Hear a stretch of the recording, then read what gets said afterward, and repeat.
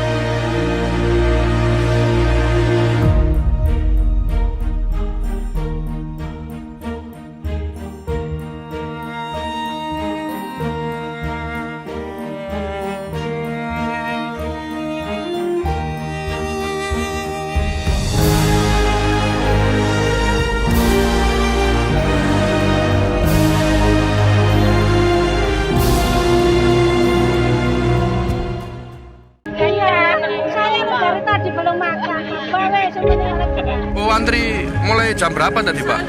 Ya, mulai jam 7 sampai ini setengah 7 ada yang datang. Kemarin itu antri di mana? Di sini juga. Tapi nggak dapet.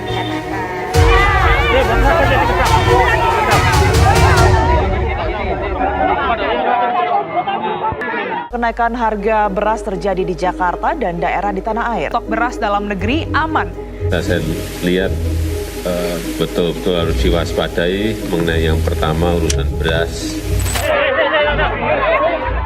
Harga beras di sejumlah wilayah di Indonesia naik, tak terkecuali di Kota Pasuruan. Kenaikan cukup tinggi, mencapai Rp10.000 per 5 kg. Hal ini tentu saja membuat warga resah. Pemerintah pun akhirnya menggelar pasar murah pada beberapa waktu terakhir. Ratusan warga Kota Pasuruan tak ingin melewatkan pasar murah ini. Mereka rela mengantre dari pagi untuk memburu beras murah di bawah harga eceran tertinggi.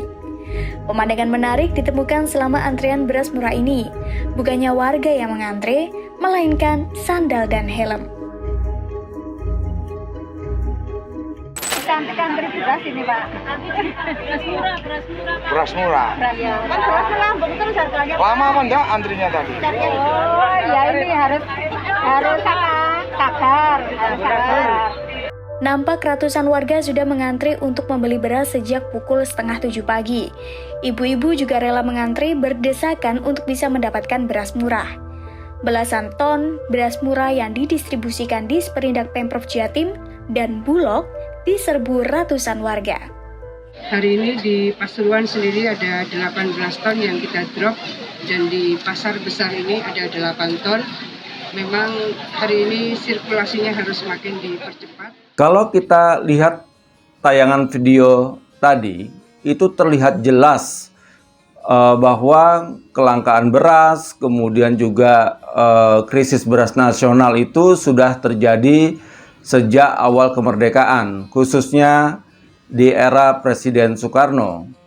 Kita lihat tadi banyak rakyat Indonesia untuk mengantri untuk mendapatkan beras murah dari pemerintah. Nah, di era Soekarno itu pun juga terjadi import beras, yaitu sejak tahun 1952 sampai tahun 1959, total semua itu ada sekitar 1,7 juta ton dalam rangka untuk memenuhi kebutuhan beras atau pangan secara nasional. Nah, Presiden Soekarno pada tanggal 27 April 1952 bertepatan dengan peletakan batu pertama atau peresmian dari Fakultas Pertanian Universitas Indonesia yang sekarang ini dikenal dengan IPB, menyampaikan satu pidato yang cukup panjang dengan judul soal mati hidupnya bangsa kita di kemudian hari. Pidato Soekarno ini sebetulnya adalah untuk merespon kritik maupun hujatan dari masyarakat maupun media pada saat itu yang terkait dengan soal kelangkaan pangan khususnya beras. Nah, Soekarno menjawab atau kemudian menyampaikan argumentasi yang menurut saya sebetulnya memang masuk akal, yaitu Presiden pertama Republik Indonesia ini menyampaikan bahwa persoalan kelangkaan beras atau krisis beras nasional itu sangat ditentukan oleh seberapa banyak atau seberapa luas ketersediaan lahan pertanian kita dan juga seberapa banyak dari hasil produksi padi atau produksi beras nasional dan juga seberapa banyak kebutuhan konsumsi beras secara nasional, di mana dalam kaitannya terkait dengan soal produksi beras secara nasional itu harus beriringan atau harus mampu bisa mengejar pertambahan percepatan penduduk Indonesia, yang kita tahu bahwa kalau jumlah penduduknya semakin bertambah sementara produksi berasnya itu tetap saja, maka sudah dipastikan negara akan kembali mengimpor beras. Nah, kita lihat di mana ketika krisis beras itu terjadi atau kelangkaan beras itu terjadi, sudah pasti pada umumnya dibarengi dengan satu krisis politik. Nah, seperti di era Soekarno. Nah, kemudian kita lihat bagaimana di era Soeharto. Di era Presiden Soeharto, mereka memperbaiki bagaimana produksi padi atau produksi beras secara nasional ini bisa dilakukan secara cepat melalui program Revolusi Hijau. Di dalam program Revolusi Hijau ini, pemerintah di era Soeharto memperbaiki varietas benih, membangun bendungan dan juga irigasi-irigasi ke berbagai sentra-sentra pertanian dan juga melakukan peningkatan sumber daya manusia petani melalui penyuluh pertanian dan juga membangun institusi koperasi desa. Nah, semua ini merupakan satu kesatuan di era pemerintahan Soeharto untuk meningkatkan produktivitas padi dan khususnya beras secara nasional. Alhasil, di tahun 1985 sampai 1986, pemerintah berhasil melakukan swasembada pangan khususnya beras, bahkan sempat melakukan ekspor. Nah, tetapi swasembada pangan atau beras ini tidak berjalan lama, warga-wargi. Di tahun 1995, kembali pemerintahan Soeharto melakukan impor beras sebesar 1,3 juta ton di tahun 1995. Kemudian tahun 1996 bertambah lagi sebesar 2 juta ton. Dan menjelang krisis ekonomi pada tahun 1997, ada penambahan impor beras sebanyak 2,8 juta ton. Nah, total semua di era pemerintahan Soeharto ini, impor berasnya ada 6,1 juta ton. Dan pada akhirnya juga sama di era Soekarno, di mana di era Soeharto ini krisis beras nasional itu mengiringi dari krisis ekonomi dan krisis politik.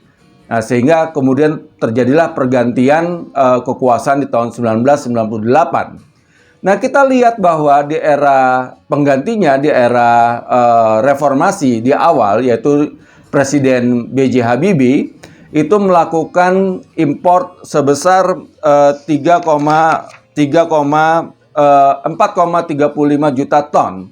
Nah, Kenapa? Karena pada saat itu setelah krisis ekonomi, krisis politik, pergantian kekuasaan, ya situasi tidak menjadi kacau balau. Nah, pada akhirnya pemerintah melakukan di bawah Presiden Habibie mengimpor sebesar 4,35 juta ton untuk memenuhi kebutuhan beras di dalam negeri. Dan ini adalah pada saat itu sejarah impor beras terbesar di Indonesia, dan Indonesia menjadi negara importir beras terbesar di dunia. Nah, kembali pada setelah reformasi proses normalisasi di era Megawati dan di era SBY, apakah kemudian negara bisa melakukan swasembada lagi dan kemudian bisa menghentikan impor? Ternyata tidak juga. Di era Megawati dan di era SBY sama-sama dalam satu periode kekuasaannya mereka mengimpor rata-rata sekitar 4,5 juta ton. Dan itu adalah satu jumlah yang memang kalau dibandingkan di era krisis ekonomi dan politik 1998 ini termasuk juga cukup besar. Nah, warga-wargi Indonesia sekarang mari kita lihat bagaimana di era Jokowi. Nah, di era Jokowi yang kemudian menjanjikan bahwa akan ada swasembada pangan khususnya beras dan tidak lagi akan mengimpor, ternyata faktanya kebalikannya. Nah, di era Jokowi ini justru adalah pemerintahan yang paling besar impor berasnya selama 2 periode, yaitu total kalau kita periode pertama sampai kemudian periode kedua, kita bisa menghitung hampir total impor beras itu 8,4 juta ton, termasuk sampai di tahun 2023. Jika nanti di 2024 ditambah lagi yang informasinya 1 juta ton, ada juga yang bilang 1,5 juta ton yang rencananya dari China, karena itu juga belum terrealisasi. Berarti kalau itu benar terjadi, di era Jokowi ini import berasnya dengan jumlah 9,4 juta ton atau hampir 10 juta ton. Ini merupakan satu era kekelaman yang cukup panjang dari sejarah perberasan dan pertanian di Indonesia. Nah, pertanyaannya sekarang adalah bahwa ini adalah era di mana juga akan berakhirnya pemerintahan Jokowi. Dan juga era terjadinya krisis ekonomi, baik di dalam negeri maupun juga di secara global. Dan juga kemungkinan juga akan mengalami karena kita akan memasuki pemilu dan pilpres di bulan Februari 2024, ini juga akan mengiringi satu krisis situasi politik yang mungkin perlu diantisipasi. Nah, dalam bersama dengan itu juga, impor dan krisis beras juga terjadi. Warga-wargi, jadi kita tidak bisa juga mengabaikan bahwa ada hubungan antara krisis beras, kelangkaan beras, dengan krisis ekonomi, dan juga krisis politik. Nah, sampai nanti di akhir tahun 2023 dan juga di menjelang 2024, kita akan menunggu bagaimana situasi terakhir dari soal krisis beras nasional ini. Terima kasih. Salam Indonesia.